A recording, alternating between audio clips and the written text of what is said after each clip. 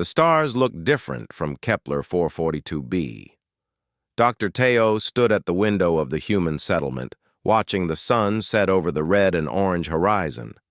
Earth felt very far away now.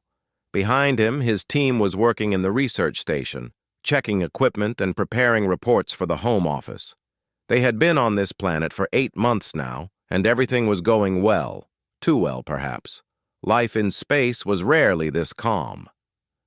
A message alert beeped on Teo's wrist device. He looked at it and frowned. The Galactic Classification System had completed its automated scan of the human settlement. This was normal. The system scanned all new colonies and sent back data about the planet's conditions, resources, and the health of the people living there. Teo opened the report and started reading. At first, everything seemed routine. The report listed the colony's location, population size, and basic health information. But then Teo's eyes stopped on a section labeled Biological Assessment. He read the words slowly, not quite understanding what he was seeing. The system had not just measured the humans' health, it had measured everything about them: their bone density, their muscle composition, their cellular regeneration rates, their ability to heal from injuries. Every physical measurement was listed in exact numbers compared to databases of thousands of other species. Teo called Jiwoo, his communications officer, to his office.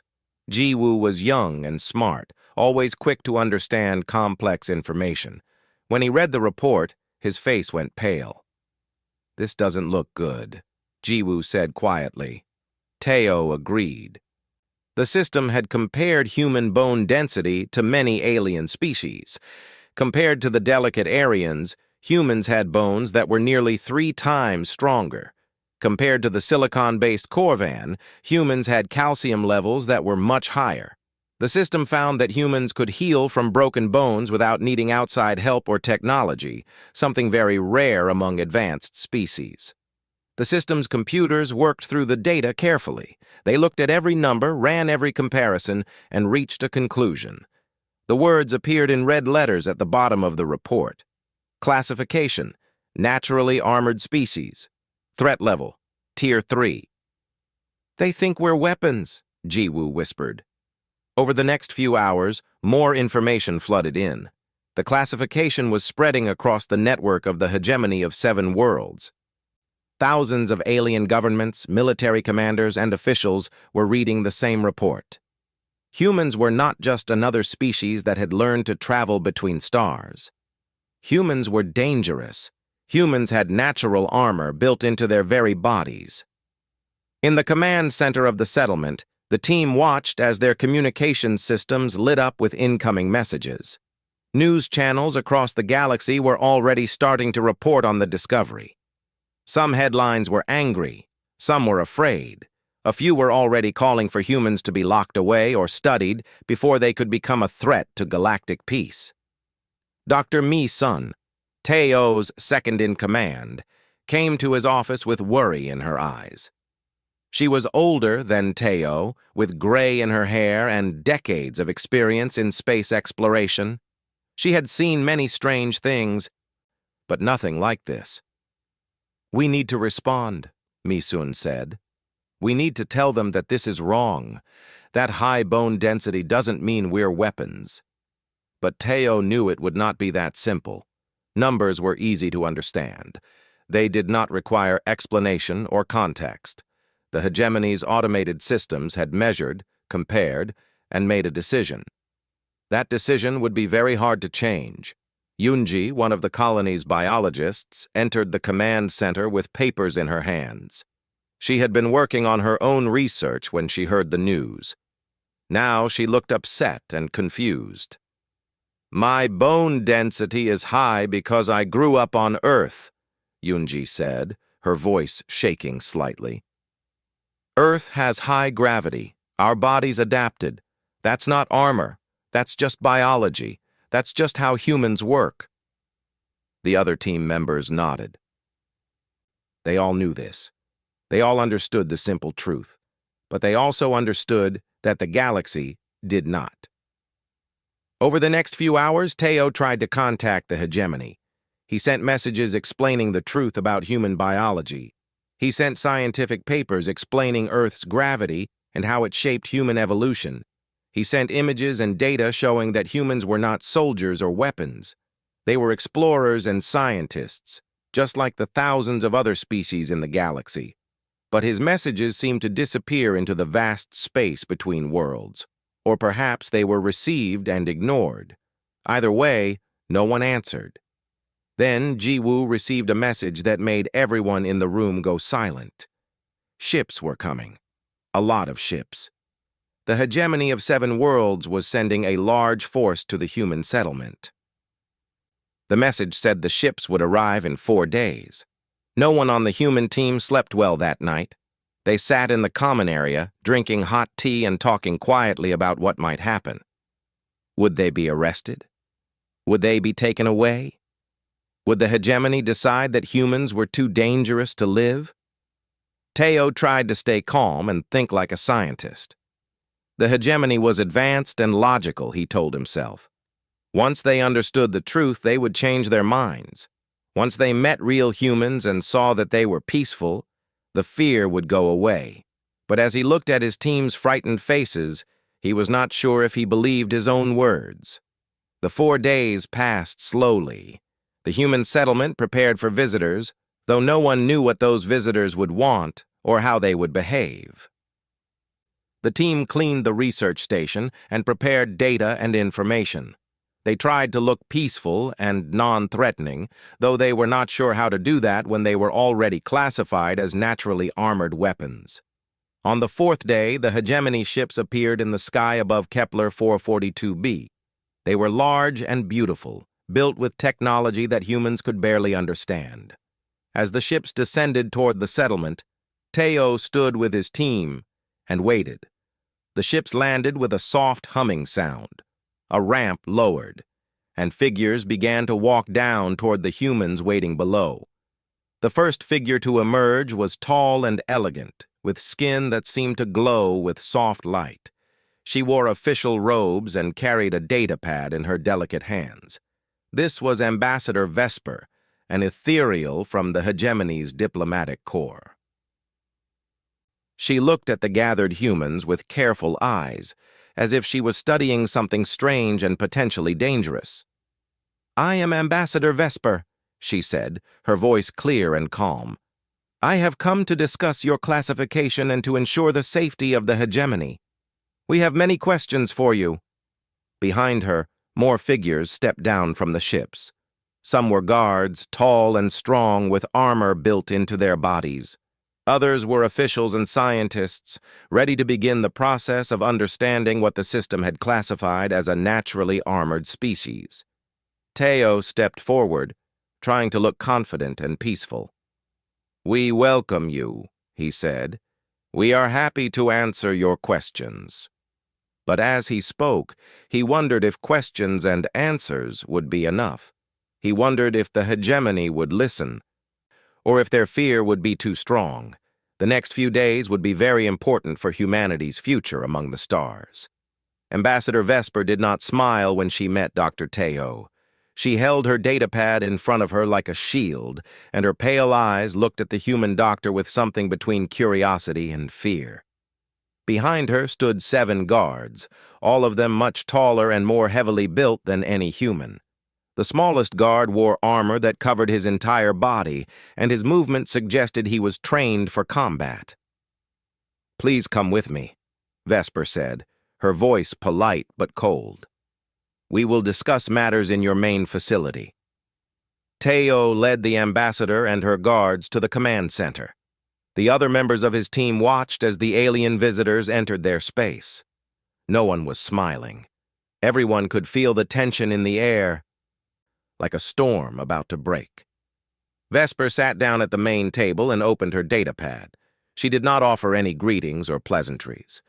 Instead, she began to speak about the classification report. Her words were scientific and careful, but they carried a heavy weight. "According to the Galactic classification system," Vesper said, Your species demonstrates bone density measurements that exceed 92% of all recorded sapient species. Your cellular healing capacity is extraordinary. Your resistance to physical trauma is remarkable. These factors, combined with your obvious intelligence and tool-making ability, place you in the category of naturally armored species. This is a classification reserved for potentially dangerous life forms. Mi-sun leaned forward slightly. With respect, Ambassador, bone density is not a weapon. It is adaptation. Earth has high gravity. Our bodies evolved to handle that gravity. This does not make us dangerous. Vesper looked at Mi-sun with an expression that suggested she had heard this argument before and did not find it convincing. The classification system is based on objective measurements, she said. Emotions and context do not change the facts. You are naturally armored. Therefore, you are classified as Tier 3 threat. But we are not a threat, Yunji said, her voice becoming louder. We are scientists. We are explorers. We came here to learn about new worlds, not to hurt anyone. Vesper did not respond to Yunji's words. Instead, she looked at the guards behind her and spoke in a language that was not English. The guards moved forward and surrounded the humans. One guard, a massive creature with purple skin and a hard exoskeleton covering his body, stepped directly in front of Vesper. This was a Krell, a species bred for combat and physical strength. The hegemony has a protocol for naturally armored species, Vesper continued. We must collect genetic samples. We must perform medical evaluations. We must ensure that your biological nature is not a disguised threat to galactic stability. You want to take our DNA? Teo asked. He tried to keep his voice calm, but his heart was beating very fast now. Yes, Vesper said simply. This is not negotiable. You will cooperate, or we will use other methods to obtain what we need. Teo looked at his team. They all looked frightened. He wanted to refuse. He wanted to tell Vesper that humans had rights, that they could not be treated like animals in a laboratory. But he also understood that refusing would only make things worse. The hegemony had ships in orbit above them. They had weapons that could destroy the colony in seconds. We will cooperate, Teo said quietly.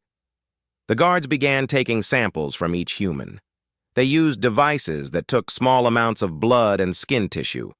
It was not painful, but it felt invasive and wrong.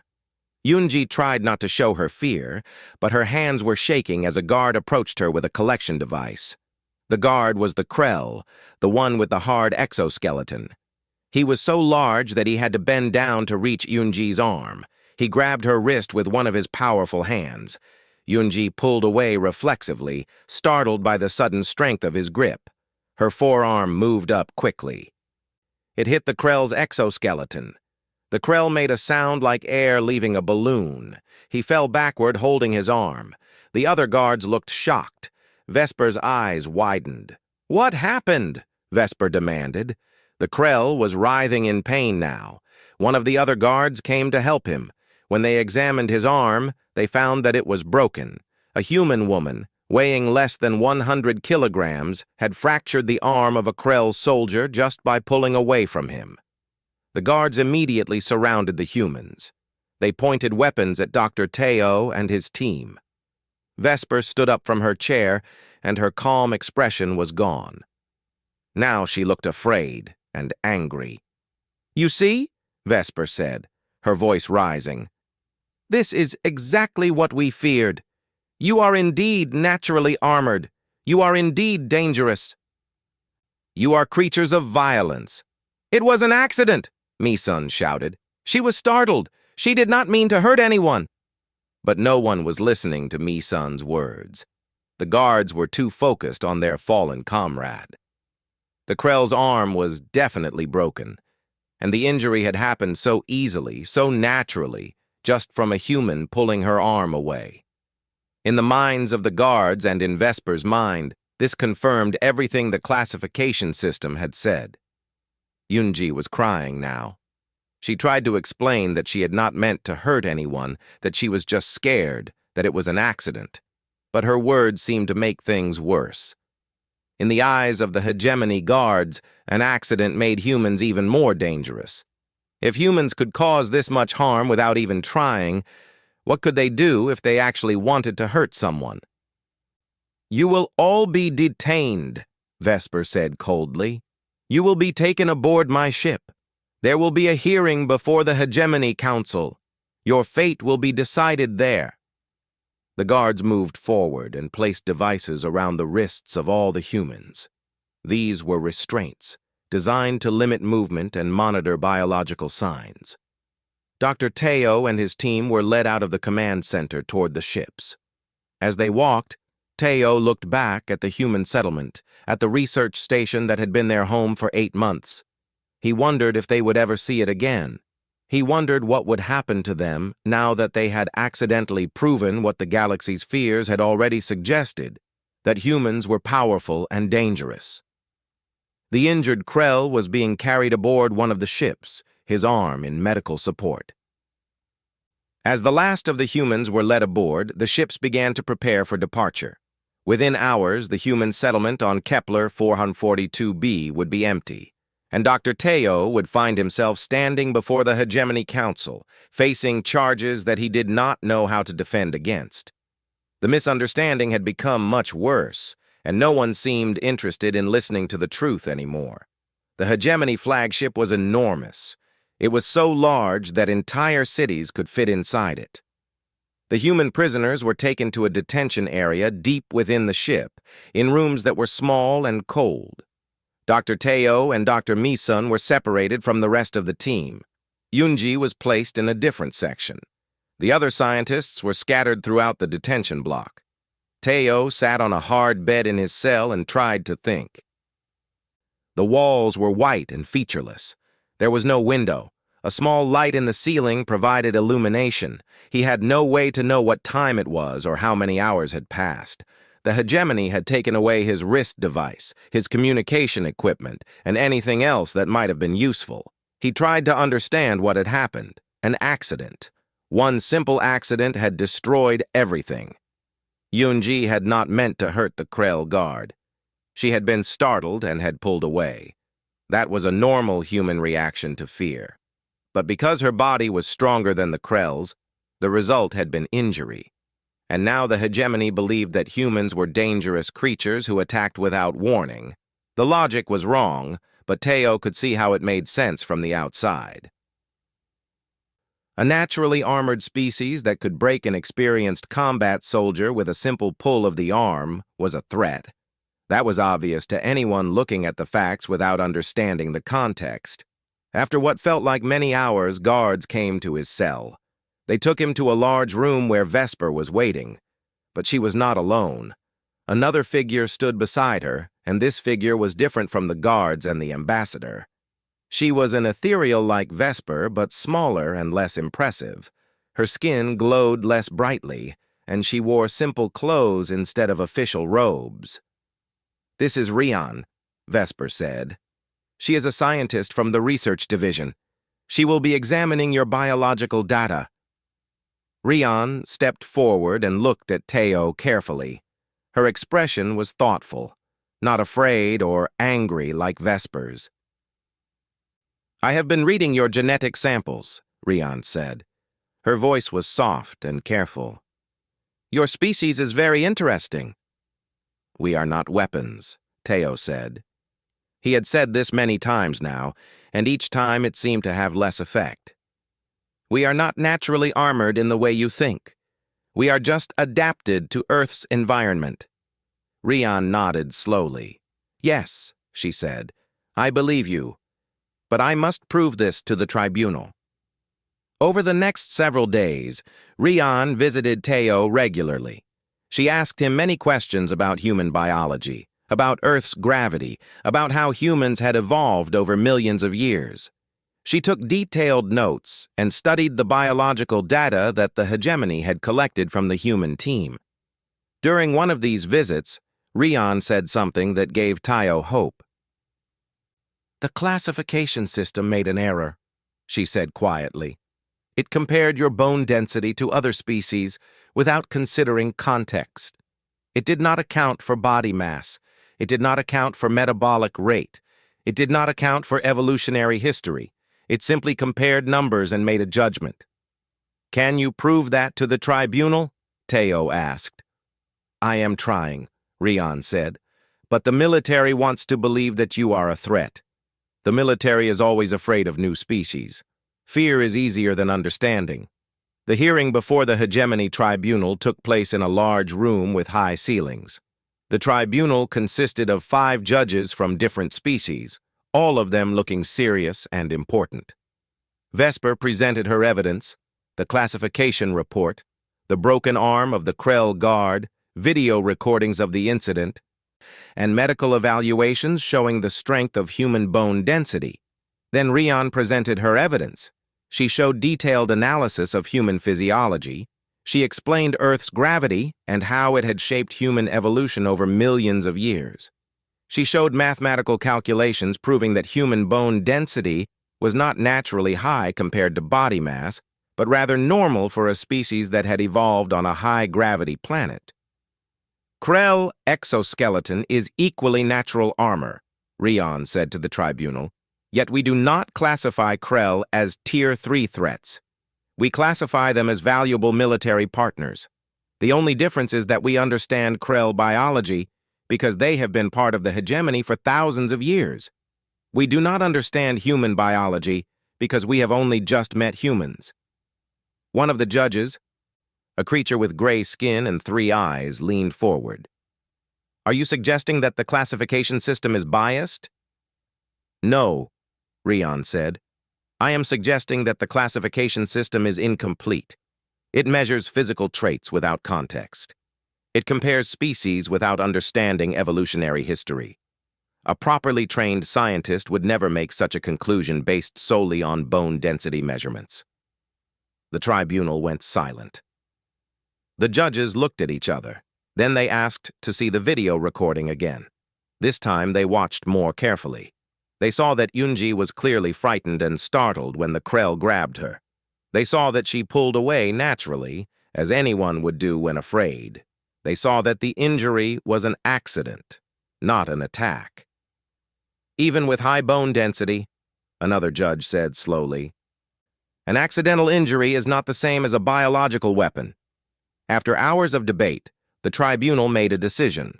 They declared that the incident with the Krell guard was an accident caused by misunderstanding, not evidence of aggressive behavior. They also declared that the original classification was flawed and should be reviewed. However, they did not release the human team immediately. Instead, they proposed something new. Dr. Teo would be given an opportunity to propose a solution. If he could provide a way to prove that humans were not a threat to galactic stability, the humans might be released and the matter might be closed. Teo thought carefully about this opportunity. He knew that he had one chance to change the tribunal's mind. He remembered something that Rian had said. We do not understand human biology because we have only just met humans. Teo stood before the tribunal and made his proposal. Let us work together, he said. Let humans and the hegemony conduct joint research on human physiology, not to prove that we are harmless, but to understand how we work. Perhaps our resilience and adaptability can teach you something valuable. Perhaps our differences can lead to discoveries that benefit all species. Vesper looked angry at this suggestion, but Rian looked thoughtful. The tribunal members consulted with each other quietly. Finally, the chief judge spoke. Your proposal has merit, the judge said. We will allow a conditional release. You and your team will work with Dr. Rian in a joint research facility. If your cooperation proves genuine and if your research produces useful results, then the classification matter will be resolved permanently. As guards came to remove Teo from the tribunal chamber, Rian caught his eye. For the first time, she smiled. It was a small smile, but it felt like hope. The research facility orbited between Kepler 442b and the Hegemony flagship.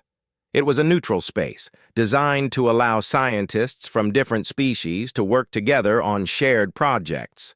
Dr. Mi-sun and Rion stood together in the main laboratory, looking at data screens that displayed human biological information in many different formats. 6 months had passed since the tribunal's decision. The joint research program had begun slowly and carefully. At first, both human and ethereal scientists were cautious with each other. But as weeks turned into months, real collaboration began. Scientists are scientists, regardless of their species. The desire to understand how things work is universal. Yoonji worked in a separate section of the laboratory, analyzing cellular samples under powerful microscopes. She had recovered from her fear of the Krell Guard, and she was now producing some of the most interesting research data. She discovered that human cells could regenerate faster than most other species' cells. This was not a weapon. It was simply biology. It was the reason humans could recover from injuries more quickly than many aliens. Mi-sun and Rion were studying human bone structure in extreme detail. They used equipment far more advanced than anything available on Earth. They could see the microscopic structure of human bone, the arrangement of minerals and proteins that made human skeletons so resilient. "Look at this," Rion said, pointing to a data screen. "Your bone structure is not stronger because it is harder. It is stronger because it is flexible. It can bend without breaking. Most species either build bones that are very hard but brittle, or bones that are soft and flexible. Humans have both properties in the same structure." Mi-sun nodded slowly. "That is exactly right. Human bones evolved to handle stress. Earth is a high-gravity planet with many dangers. Our bones needed to be strong enough to support our weight, but flexible enough to survive falls and impacts. The solution our bodies developed was elegant, structure that combines strength with flexibility. The Krell exoskeleton is completely rigid," Rion said thoughtfully. "When the human woman pulled away, the rigidity of the exoskeleton broke because it could not bend. But human bone would have bent slightly and distributed the force. There would have been no injury if both parties had human bone structure. This was an important discovery. It meant that the accident with the Krell Guard had less to do with human strength and more to do with the fundamental difference between Krell exoskeletons and human bone. The injury was not evidence of human danger. It was evidence of biological incompatibility. As months continued to pass, the research program produced more and more interesting findings. Human cells could adapt to different environments more quickly than ethereal cells. Human metabolism was less efficient than Krell metabolism, but more flexible and adaptable. Humans could thrive in environments that would kill most other species. The most surprising discovery came from Yoonji's research into human pain tolerance and psychological resilience. She found that humans did not have a higher pain threshold than other species. In fact, humans were quite sensitive to pain. But humans had something that most advanced species had lost: the psychological ability to endure pain and continue functioning. "Look at this data," Yoonji said excitedly during a team meeting. She displayed images on the main screen. When a human experiences pain, the brain naturally produces chemicals that reduce the sensation and promote healing. But more importantly, the human brain is structured in a way that allows the mind to overcome physical discomfort through willpower and determination. It is not biological armor. It is psychological strength. Rion studied the data carefully. "This is remarkable," she said slowly. "The hegemony races relied on technology and genetic modification to overcome pain and injury. Over thousands of years, we lost the natural ability to endure. Humans have kept that ability alive." Mi-sun added another thought. "It is not just about pain. It is about adaptability. Humans can learn to do things that seem impossible. We can teach ourselves to survive in harsh conditions. We can adapt our minds as well as our bodies to new challenges." The research began to paint a very different picture of humanity than what the classification system had suggested. Humans were not naturally armored warriors ready for battle. Humans were naturally resilient survivors. They had evolved on a dangerous planet to overcome challenges through physical and mental adaptation. After 8 months of research, Rian compiled her findings into a comprehensive report. She presented this report to the Hegemony Council, and she invited Dr. Mi-sun and Dr. Teo to attend the presentation. Humans are not a threat, Rian said clearly to the council. The original classification was based on incomplete data. When we examine human biology in context and with full understanding, we see a species that is remarkable not for its weapons or armor, but for its incredible adaptability. Humans can survive almost anywhere. They can learn almost anything. They can endure almost any hardship. These qualities make humans valuable partners, not dangerous enemies. The council listened carefully to Rian's presentation. The military representatives still looked skeptical, but the scientific representatives looked thoughtful and impressed. One council member, an ancient being who had served the hegemony for thousands of years, spoke up. "I remember when we first encountered the Krell," the council member said. "We were afraid of them too. We thought their combat abilities made them dangerous, but we learned that they were simply evolved for a different environment, just as these humans are evolved for their world. The question is not whether they are dangerous. The question is whether we are wise enough to form partnerships with species we do not yet understand." Another research discovery had captured the council's attention. Yunji and Rian had found that human DNA contained information that could help improve medical treatments across multiple species. The cellular regeneration system in humans could potentially be adapted to help other species recover from injuries more quickly. "This is not theoretical," Yunji explained. "We have already used human genetic data to develop a new treatment for ethereal cellular damage. The treatment works. It reduces healing time by 40%.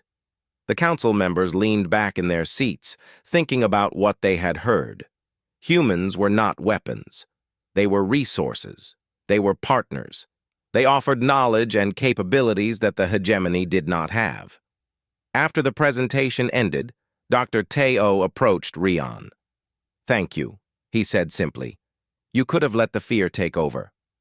You could have supported the original classification. But you chose to understand instead." Rian smiled. "Science is about truth," she said. "Fear is never a good reason to abandon the search for truth, and the truth is that your species is remarkable. The hegemony is lucky to have found you." That night, the Hegemony Council made an official announcement. The classification of humanity as a naturally armored species was being overturned. Instead, humans would be reclassified as an emerging adaptive species, a designation that recognized their incredible ability to learn, change, and survive. The human team would be free to return to their colony or to continue working with the hegemony in joint research projects. 3 years passed. The news about the reclassification of humanity spread throughout the galaxy. But not everyone was happy about it. Some military leaders still viewed humans with suspicion. Some political factions worried that humans were too adaptable, too capable of learning and growing. If humans could adapt to any environment, perhaps they could eventually outcompete the hegemony across multiple worlds. Dr. Teo continued to lead the research station on Kepler 442b, but his work had changed significantly. Now he was not just a colonial administrator. He was an ambassador for his entire species, tasked with proving that humans could be trusted partners in a vast galactic community. More human colonies were being discovered regularly. Each time a new settlement was found, the same confusion arose. Each time, military vessels would arrive, ready to classify the humans as threats based on the old classification system. Each time, scientists like Rian had to explain that humans were not weapons. That high bone density was not natural armor. that humans were simply evolved for a world that was different from theirs. Dr. Misun had chosen to stay with the hegemony, continuing her research with Rion. She had become an expert in human biology and a respected voice in the scientific community. She traveled to different colony worlds, helping other researchers understand human physiology and defending humanity against outdated fears. One day, Teo received a message from Misun. Another human colony had been discovered, and the local military commander was threatening to arrest all the colonists until they could be evaluated. The commander still believed that high bone density was a sign of danger. "We need you to come," Misun's message said.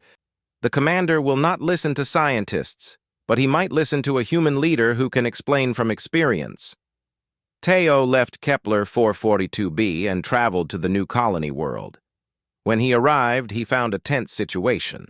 Human colonists were being held in temporary detention, and military guards surrounded the settlement. The commander of the forces was a Vorn, a species with thick skin and a reputation for rigid thinking. "Your people are dangerous," the Vorn commander said flatly. "The system classified you as naturally armored. Until that classification is officially removed from every database, I must assume you are a threat." "The classification has been removed," Teo said calmly, "and I can explain why it was wrong in the first place. Human bone density is not armor. It is adaptation. Humans evolved on a high-gravity planet. We are not weapons. We are explorers and scientists, just like any other species in the hegemony." The Vorn commander looked unimpressed, but other officials were listening. Scientists and diplomats who had traveled with the military force began to speak up. They explained what they had learned from the research. They talked about the medical breakthroughs that human biology had made possible. They described how human adaptability could help the hegemony expand to new worlds and overcome new challenges. Slowly, the commander's resistance began to weaken. Eventually, he agreed to release the human colonists, but with one condition. They would submit to regular evaluations to ensure they posed no threat. It was not perfect, but it was better than imprisonment or worse. This pattern repeated itself across the galaxy. Some commanders released humans immediately. Others required proof and evidence. A few remained convinced that humans were dangerous, no matter what the science said. But the overall trend was clear. Humanity was being accepted into the galactic community, though acceptance was sometimes reluctant. Meanwhile, a very different kind of dialogue was beginning at the highest levels of the hegemony government.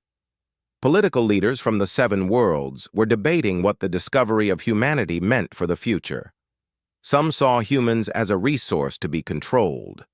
Others saw humans as partners who could contribute to galactic civilization.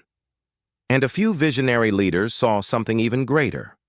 One of these visionary leaders was a politician named Velmore, an ancient being who had lived for over 5,000 years. Velmore proposed something radical, a cultural and scientific exchange program. Humans would not just be studied and evaluated, they would be invited to share their culture, history, and knowledge with the hegemony, and the hegemony would share its vast accumulated wisdom with humanity. "We have been afraid of what we do not understand," Velmore said in a speech to the political council. "For thousands of years, our fear has prevented us from seeing the value in different species. We classify them, we control them, we keep them at a distance. But imagine what we could accomplish if we stopped being afraid. Imagine what we could learn from a species that has survived on a harsh world through determination and ingenuity." The council debated Velmore's proposal for weeks. Finally, they voted. The exchange program would be established. Humans would be invited to learn at hegemony universities. Scientists from the Seven Worlds would be invited to visit Earth and establish research stations on new human colonies. Yunji became the first human scientist to join a hegemony research institute. She worked on genetic studies that combined human and ethereal knowledge, producing treatments that neither species could have developed alone. Teo was eventually invited to become a representative in the Hegemony Council, giving humans a voice in the political decisions that affected the entire galaxy. It was an extraordinary honor for a species that had been classified as dangerous threats just 3 years earlier.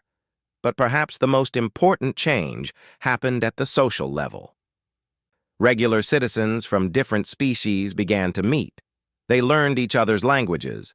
They shared meals and stories. An ethereal diplomat fell in love with a human botanist, and they married.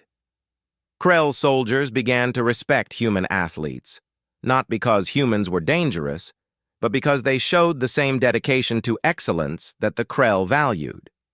The incident with the Krell guard who had broken his arm became a famous story, but it was no longer told as a warning about human danger. Instead, it was told as a cautionary tale about the dangers of fear and misunderstanding. A university on the ethereal homeworld created a course about the incident, teaching students how one accident and one misunderstanding had nearly caused conflict between species and how science and open-mindedness had prevented disaster. One day, that same Krell guard approached Yunji in a Hegemony Science Center.